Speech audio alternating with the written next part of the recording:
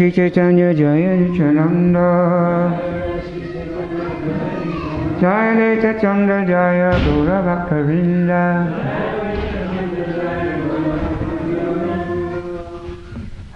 From Arjuna chapter. What's the chapter?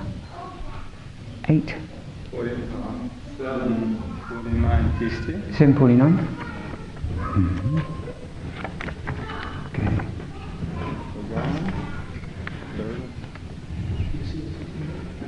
Okay, sorry.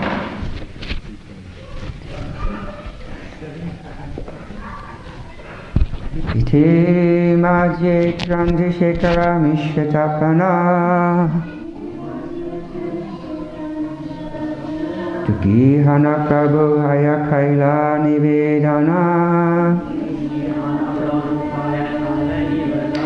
Iti Madhye Chandrasekhara Mishratapana Tukihana Prabhu Hayakaila Nivedana Iti Madhye Chandrasekhara Mishratapana Tukihana Prabhu Bhaya Kaila Nivedana Iti Madhye Chandrasekhara Mishratapana Tukihana Prabhu Bhaya Kaila Nivedana.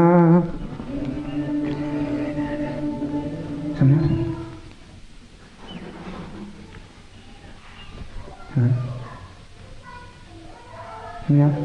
Madhye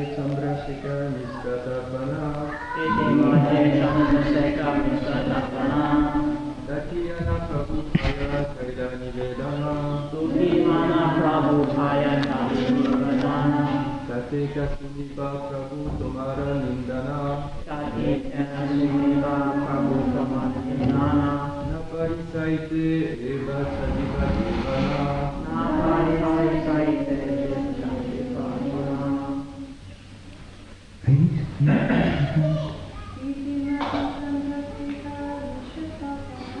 Madhye Chandrasekhara Mishratapana Tukihana Prabhu Bhaya Kaila Nivedana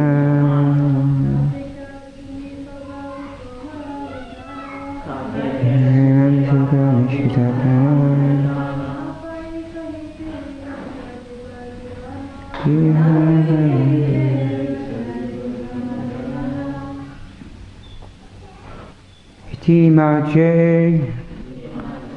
In the meantime, Chandrasekhara, the clerk of the name Chandrasekhara, Mishratapana, as well as Tapana Mishra, Duki Sana, becoming very unhappy, Prabhu Paya, at the lotus feet of the Lord, Kaila, made, Nivedana, an appeal. Translation. Purport by His Divine Grace, C.C. Bhaktivedanta Swami Maharaj Srila Prabhupada Ki Jai.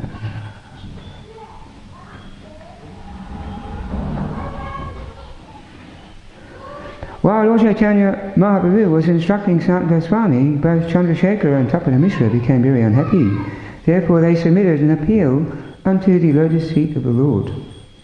But how long, translation, sorry, how long can we tolerate, oh this is the next verse, how long can we tolerate the blasphemy of your critics against your conduct? We should give up our lives rather than hear such blasphemy. But one of the most important instructions of Sri Chaitanya Mahaprabhu regarding regular Vaishnava behavior is that a Vaishnava should be tolerant like a tree and submissive like grass. Sunadapi Shanishana Taruapi Shanishana Amalina Vanadina Caitanya Sadari.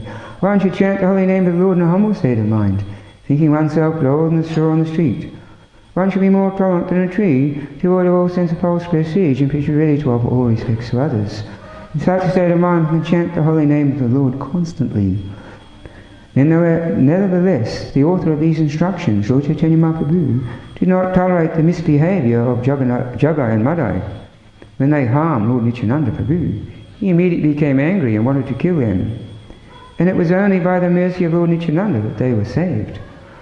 No one One should be very meek and humble in his personal transactions, and if insulted, a Vaishnava should be tolerant and not angry. But if there is blasphemy against one's guru or another Vaishnava, one should be very angry as fire. This was exhibited by Lord Caitanya Mahaprabhu.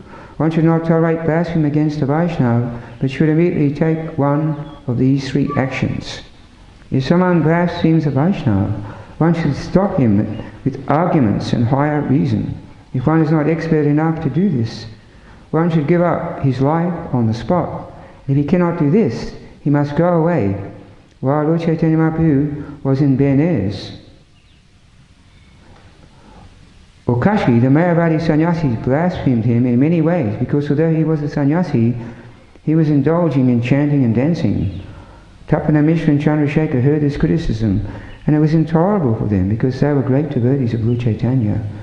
They could not stop it, however, and therefore they appealed to Lord Caitanya Mahaprabhu, because this blasphemy was so intolerant that they decided to give up their lives.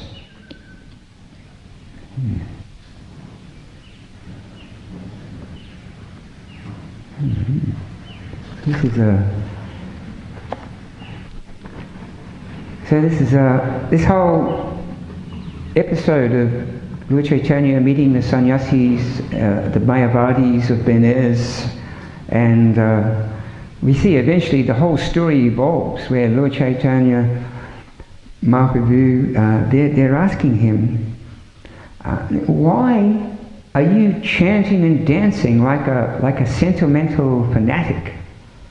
I mean, traditionally a sannyasi, he just sits and he studies the scriptures. And of course, in answer to this, Lord Chaitanya, he told them, that actually, when they finally got to speak with him, and he answered that question, that because I'm just such a fool, I cannot understand philosophy. Then my Guru Maharaj, he understood that. Therefore, he just told me to chant this Hare Krishna Mahamantra. And we see in so many different pastimes of Lord Chaitanya is bringing this to our attention about the importance of chanting the Hare Krishna mantra, chanting the holy name. So although we know this movement, it spread throughout the world in the 60s and 70s and 80s, and it's still spreading now by the mercy of Srila Prabhupada, our founder Acharya, and all his dedicated followers. But we know that this movement actually began 500 years ago in India, in West Bengal. And we have very reliable historical accounts and sources that recall that there was a massive spiritual revolution took place in India 500 years ago. And it was actually centered around this chanting of Hare Krishna Mahamantra. In the time when in the West here, they were beginning to study, the structure of the physical universe, and they were sailing the world in search of new lands and new oceans and continents. Lord Chaitanya Mahaprabhu, who we know is known as the Golden Avatar, or sometimes he was known as the volcano of divine love. He was masterminding this spiritual revolution. And actually he travelled all over India, from the mountains to the oceans, and he turned this congregational chanting into a mass movement. Hundreds and thousands of people were actually seen in these huge chanting processions, just chanting and dancing ecstatically through the streets, the towns, the villages, just caught up in this tidal wave of ecstatic emotion. So Lord Chaitanya, he is known as the mercy incarnation of the Lord. And he has especially appeared to deliver the fallen, conditioned souls of this very materialistic, fallen age of Kali Yuga. And this Sankirtan movement, which was inaugurated by Lord Caitanya Mahaprabhu, is still flowing. It's still flowing like a great river inundating the entire world. And this ISKCON movement is carrying the flowing water of Lord Chaitanya's mercy. And now, of course, even 5,000 years ago, when Krishna took that vow, before Narada Muni, that he would appear in this Kali Yuga and inaugurate this Sankirtan movement, he said, he told Narada Muni that I will travel all over India and spread the Sankirtan movement, and my Senapati Bhakta, my commander-in-chief of the Vaishnavas, which was, Srila Prabhupada, he will take this chanting all over the world. And it was even predicted way back there, thousands of years ago, that one day this holy name would be chanted in every town and city of the world. And Srila Prabhupada, he fulfilled that proclamation, that prediction. So we know, to become self-realized, to become God-realized or religiously perfect, it's very difficult, especially in this age of Kali. So many obstacles and difficulties, and even if one tries, all these complicated practices, there's no guarantee of success. However, Lord Chaitanya came in this very materialistic age, and he gave us this very, very simple and sublime process for achieving ultimate success. It's singing and chanting of the Hare Krishna mantra, dancing and feasting on prasadam, food cooked with love and devotion and offered to the Supreme Lord, and understanding a little bit about the Lord's glories through philosophy. Very simple process that anyone and everyone can follow this process.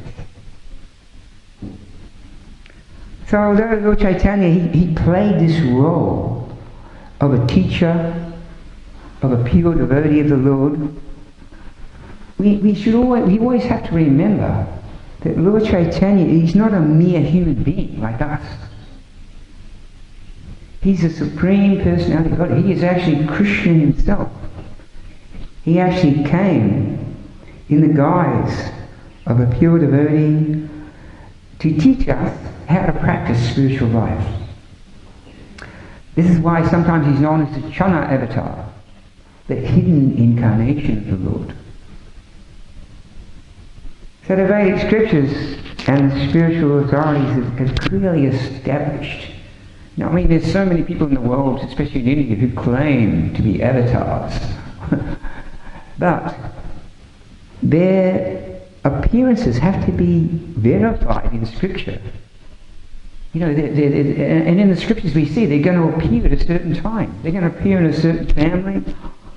They have certain characteristics. They have a certain mission. So Lord Chaitanya's appearance in the Vedic scriptures and the spiritual authorities is clearly established that Lord Chaitanya is the avatar, the direct incarnation of Lord Krishna who appeared in this age. And he has an eternal spiritual bodily. He simply appears and disappears according to his will. And of course anyone who was very fortunate, who was fortunate enough to be attracted by Lord Chaitanya and the Sankirtan movement, the Hare Krishna movement, can easily be released from the clutches of material illusion, from Maya, and attain this topmost stage of transcendental realization of awakening one's love for the Supreme Lord. And it was a very special time, when Lord Chaitanya, Krishna took that vow that he would come. Actually, what happened is the great sage Narada, he just at the beginning of Kali Yuga, just prior to the beginning of Kali Yuga, he was noticing what was happening in the world. The atmosphere was starting, the influence of Kali was starting to just creep in. People were becoming less God conscious, people were becoming more materialistic, people were becoming more under the influence of the material energy, more into illusion. So he went. Narada Muni, he, as it is said that a pure Vaishnava, when he sees the conditioned souls falling away from their connection to the Supreme Lord, his heart bleeds to see their condition. He has, because the pure Vaishnavas, they have so much compassion for the fallen condition of the living entities. Their heart bleeds. So Narada Muni, he went to Dwarka to see and ask Krishna for a solution to the problem of Kali. And he explained, he was concerned for the people of the world. He said, I just travelled through the world of birth and death, and I did not hear your name, Krishna. People have forgotten you. There no longer is there, people are starting to fall away from religion. And only you can re-establish the principles of religion. Now, he wanted to bring Krishna to Kali Yuga to save the conditioned souls. So he explained to Krishna that he was concerned for the people of the world because he was already seeing these symptoms of Kali manifesting. So Narada Muni told the Lord, soon you'll be leaving this world. You'll be going back to Goloka Vrindavan. What's going to happen to this world? And Krishna thought for a moment. He said, I will come again in Kali Yuga. I will take the mood and the colour of Srimati Radharani. I'll have a golden form, Gauranga, a Gauranga form. So Krishna, he wanted to come and save the people of Kali by inaugurating the Sankirtan movement. Of course, there's another confidential reason why Lord Chaitanya came. He wanted to know, he wanted to understand the glory of Radharani's love. Why is she so much in love with me? What is in me that makes her so attracted to me? And when she experiences love for me, what is she actually experiencing? Therefore Krishna united with her, and that unification is Sri Chaitanya Mahaprabhu. So taking the part of Radharani, Krishna as Chaitanya Mahaprabhu tried to love Krishna as Radharani loved him. To try and understand himself and also show us how to love Krishna. So we see there's different reasons why Krishna came.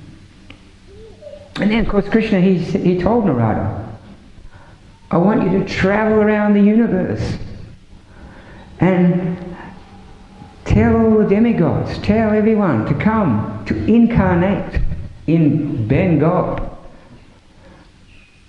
And we shall flood the world with Harinam, Sankirtan.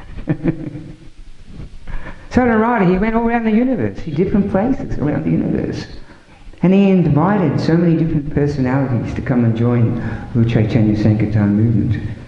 And he went to Brahmaloka, and we know Lord Brahma, right? He came as, who he came as? Haridas Thakur.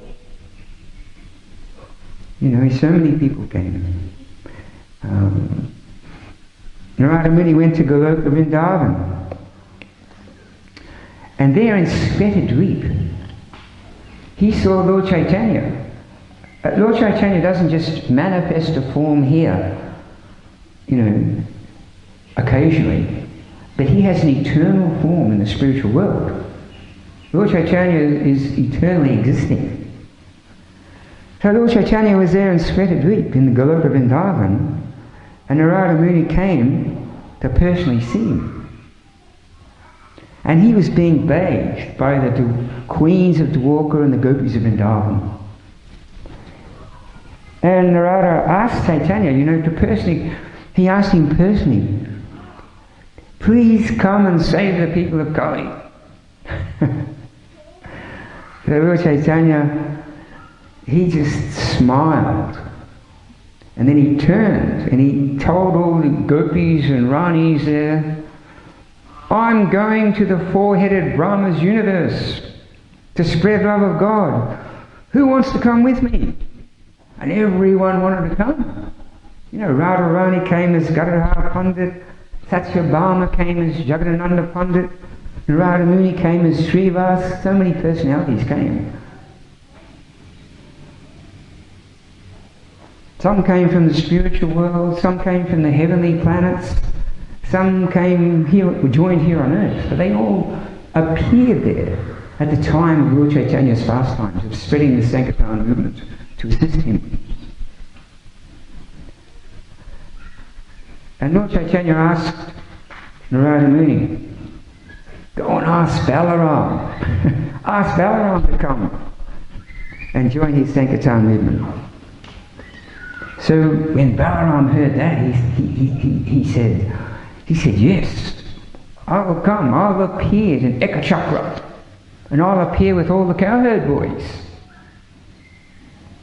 Because we know in this incarnation, he's known as Nityananda. In this way, Narada Muni went all around the universe, asking everyone, come and join Lord Chaitanya's pastimes. So Lord Chaitanya, he appeared in the family of Jagannath Mishra and Sachimata. So he doesn't appear like us. We should always remember that Lord Chaitanya is not just a human being. He's a Supreme Lord. So therefore his appearance is transcendental, very mystical. So one day what happened is Jagannath Mishra had this dream, and all of a sudden this brilliant light came into his mind and then reached his heart. And he actually dreamt that Krishna was in his heart. And then from his heart, the Lord transferred himself to Sachimata, to her heart, and then entered her womb. So this was not just a dream. Lord Chaitanya had actually entered into the womb of Sachimata. And very soon after, Sachimata realized she was having a baby. And then, of course, it wasn't until 13 months before he actually appeared. And because after 9 months they went to the astrologer and he told them that, it's okay. He's going to appear at a certain time, a very auspicious time. And it was the full moon day, just as the moon was rising. And of course, we see in the Chaitanya Charitamrita, everyone was in the Ganga because there was the solar eclipse. So to ward off the inauspicious effect of the solar eclipse, everyone was standing in the Ganga chanting the holy name at that time. Of course, the mere fact that Lord Chaitanya appeared already automatically warded off the effect of the solar eclipse. But they were all there chanting the holy name. That's in 1486. And of course, when Lord Chaitanya appeared, his complexion was just, he was just a luminous, had this amazing, beautiful golden aura. He had beautiful lotus eyes. Every limb of his transcendental body was just the perfection of sweetness. And of course news spread so quickly, so many people came, and just by seeing Lord Chaitanya, they just completely fell in love with him. They would just sit there and they would just gaze and gaze and gaze at him. No one had ever heard of or thought or seen of such a boy who had appeared on the earth. Of course, some people would say, he must be Krishna. He's so beautiful. Even the village girls, the girls from the village, at least 3 times a day, they would leave their duties from their homes and come running to Sachimata's house and just gaze with eternal love at the beautiful form of baby Gaura.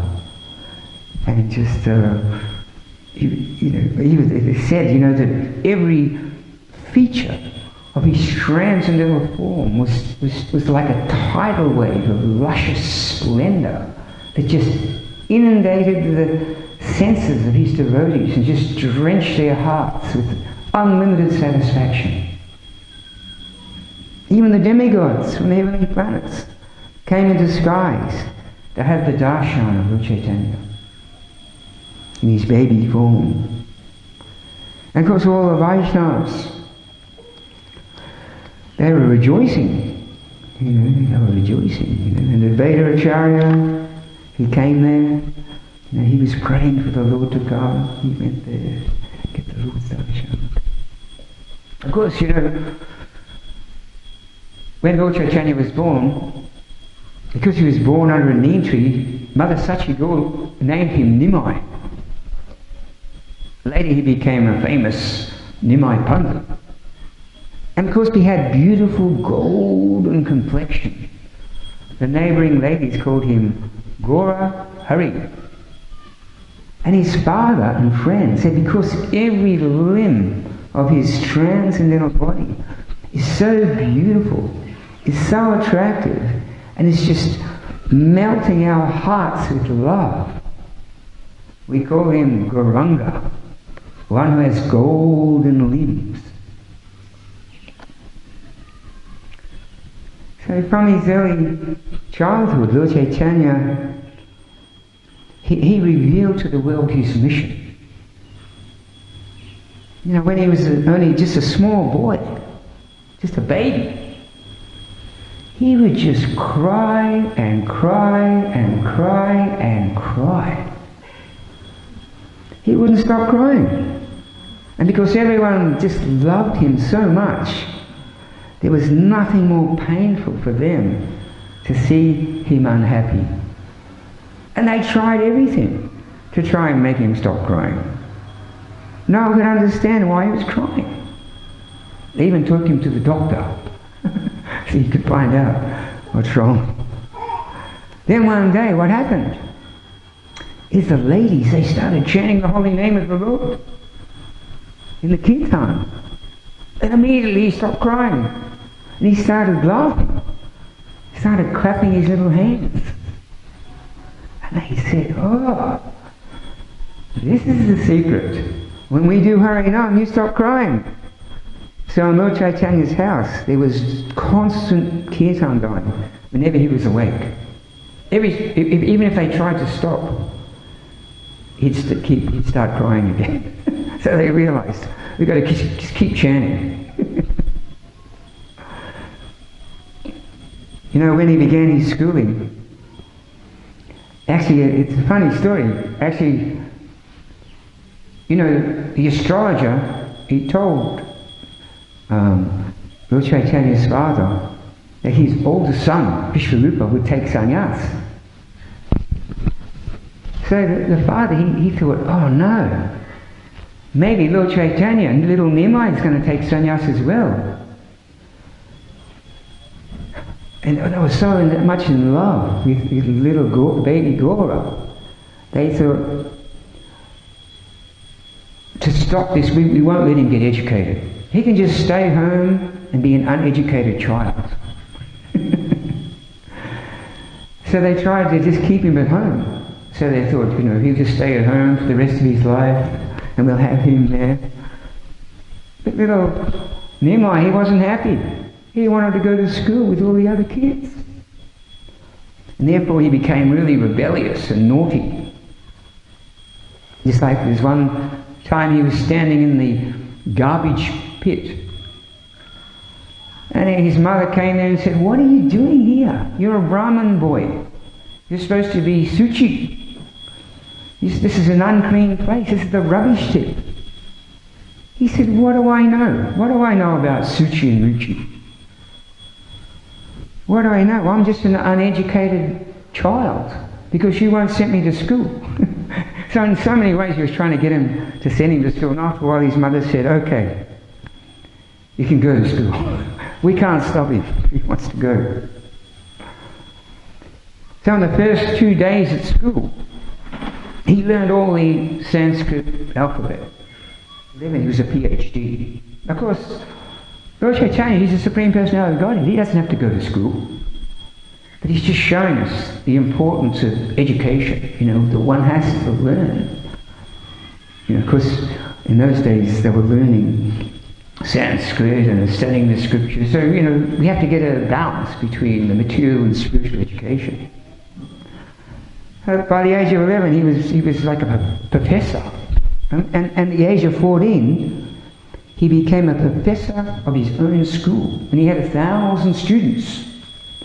And in these 1,000 students, of course, by the time he was 16, he was a famous scholar, as I said, called Nimai Pandit. So with these 1,000 students, he would go down by the Ganga, and he would sit there in a beautiful place under the trees, on the beautiful grass. And he would sit in the middle and surrounded by his students, and he would teach them grammar, Sanskrit, Sastra, and he was very strict with his students. He made sure that they performed their daily sadhana, they chanted their gayatris, they kept very clean. And after finishing his daily class, he would go and bathe in the Ganga, and then he would do water sports with his friends. And then he would go home and take a very wonderful lunch prasadam cooked by Mother Sachi.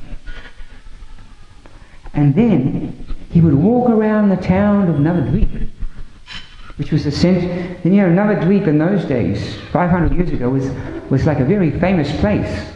It was like a centre of learning, and all the scholars and Brahmins and philosophers, they all came from all over India. They came to Navadvip to study and learn. So there were so many great scholars there, so many great philosophers. So Lord Chaitanya and his students, they would walk around town, and Lord Chaitanya would meet these scholars and Brahmins while he was walking and invite them into a philosophical debate. And he would defeat them all. All the scholars and philosophers, he would defeat them. He could defeat anyone's point of view. And he did it very, very sweetly. No one ever felt offended. And he had a great sense of humour. And he just captured everyone's heart. Just as Krishna was showing his pastimes with the cowherd boys in Vrindavan, Lord Chaitanya enjoyed his pastimes as a young Brahmin scholar with his students walking around Navadvip. Of course, no one ever knew he was Krishna. He just kept his identity hidden. Yet everyone in Navadvip, they just spontaneously just loved him wherever he went. And people would offer him gifts like cloth and milk sweets and garlands and prasadam and scented oils and so many things. Of course, when Lord Chaitanya, when he reached 17 years old, his father passed away, Jagannath Mishra, and so he went to Gaya to perform the ceremony for his father. And it was in Gaya that he approached Ishvarapuri. Ishvarapuri was the famous, celebrated disciple of Madhavendra Puri. He was a very famous pure devotee. And he said, I want to go back to Godhead. And if I want to go back to Godhead, I need a guru. I want you to be my guru. And Ishvarapuri, out of humility, he said, how can I be your guru? You're a famous scholar. Who am I?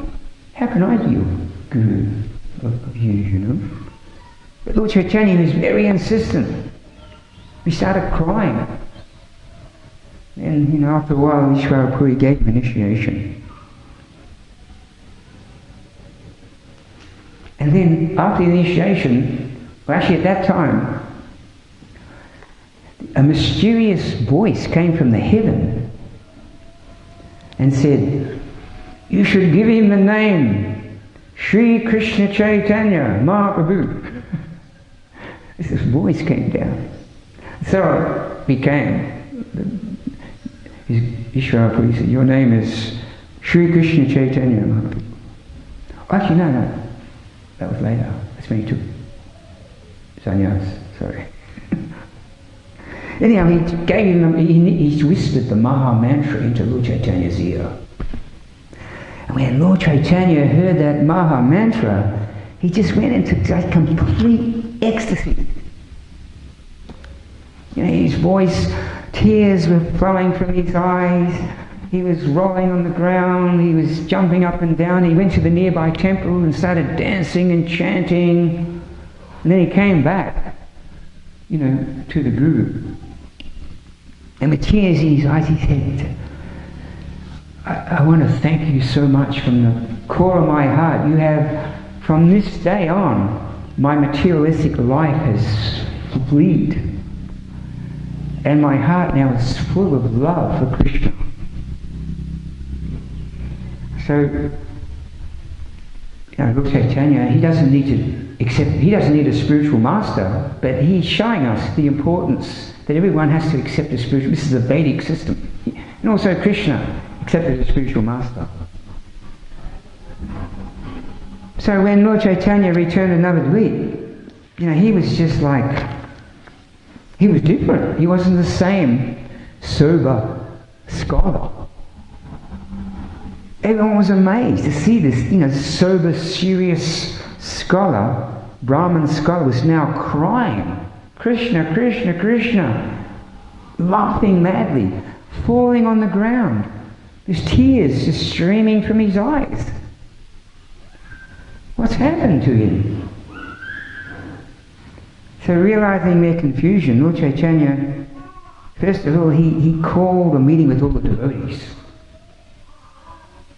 And he explained to them. Actually, when he was going to that meeting, what happened is there was a tumultuary in the courtyard. You know, the devotees were all waiting for him to come for this meeting. And when Lord Caitanya saw that tumultuary, because the tumultuary is very dark, like Krishna, he thought, it's Krishna. And he started embracing the tumultuary and he started crying, and they were thinking, my God, what's happened? And of course when he came back to external consciousness, he started explaining to them, you know, that when I took initiation from my Guru Ishvara Puri, it changed my heart. And when I was returning to Navadvip, I stopped at this holy place. And I was just sitting there in this holy place, and I was just chanting the Hare Krishna mantra. And in the distance, I saw a village boy. Just some cowherd boy playing his flute in the distance. But my mind and my heart was so attracted. Who is this boy? Who is this cowherd boy I can see in the distance? Then he started dancing. And he started dancing and he started coming closer. And he was wearing yellow silk dhoti. He had a turban on his head with a peacock feather in it. I was so amazed. Who could this be? And then he got closer and closer, and he was playing a flute. He was playing beautiful tunes on this flute, and he was smiling at me so enchantingly. And I could see the Kaustubha jewel around his neck. And I started thinking, surely this cowherd boy is Krishna. And he was coming closer and closer to me. And my hairs were standing on end. My eyes were filled with tears of love. Then all of a sudden, he came right up to me. And he put his arms around me and he hugged me. And I was feeling so much love that I cannot even express it. And then he moved away. He was moving away. He was smiling at me. And I ran after him, but he ran away so fast that he disappeared. And I was rolling on the ground. I was crying. I had Krishna, and I lost him.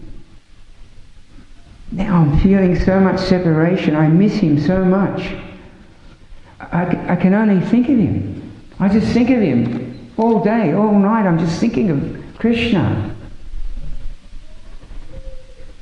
so that those could understand that Lord Caitanya was exhibiting all the symptoms of Krishna Prem, pure love of God. And of course, soon after, Lord Caitanya explained to his students that, after I got initiation, I realized that Krishna is the absolute truth. Without Krishna, nothing has meaning.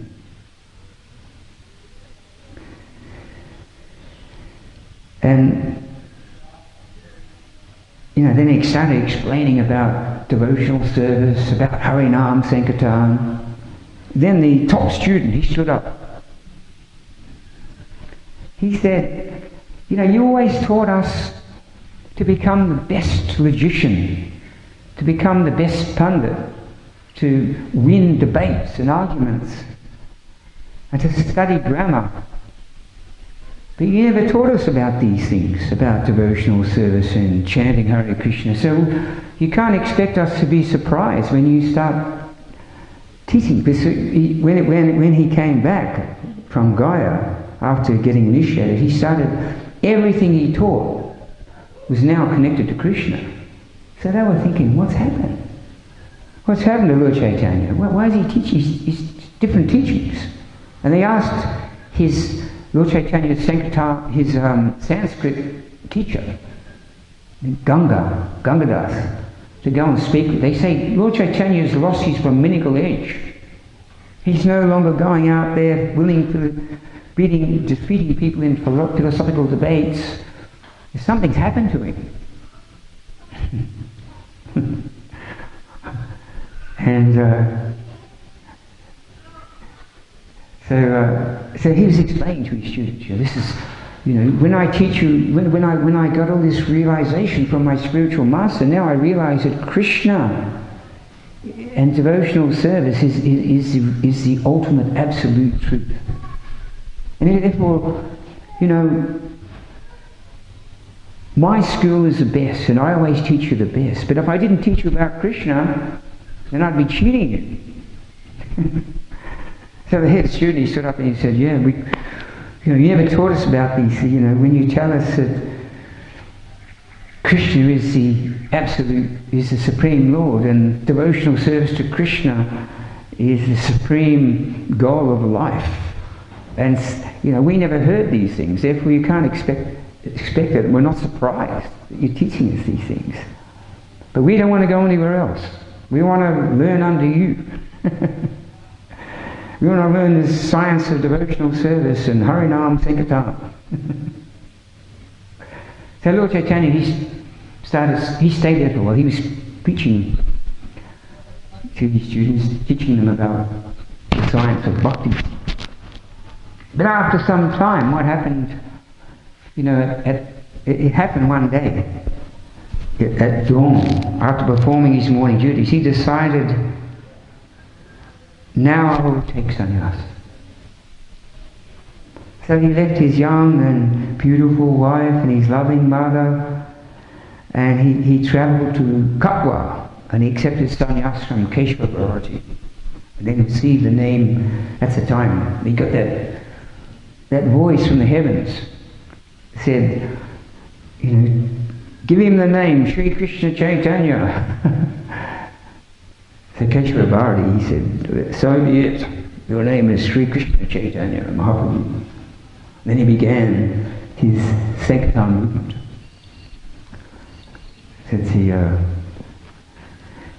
So this whole teaching is Lord Chaitanya's this whole Caitanya Caritamrita is explaining this whole pastime of Lord Caitanya, how he came from the spiritual world to save the people of Kali, and he was so merciful that he was even approaching even the lowest of even the offensive Mayavadis and trying to even save them and deliver them. And of course, after he took sannyas, he was under certain strict rules, and he had to really, because he couldn't just go there and start preaching to the lowest of the low.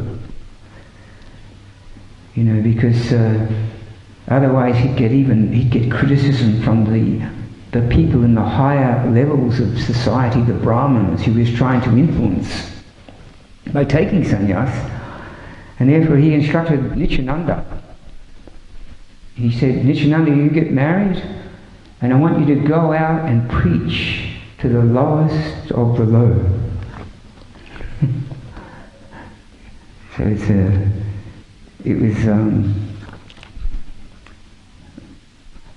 we see that Lord Caitanya. Of course, Nityananda, he was just waiting there in Vrindavan. You know, he'd been traveling on pilgrimage for 20 years.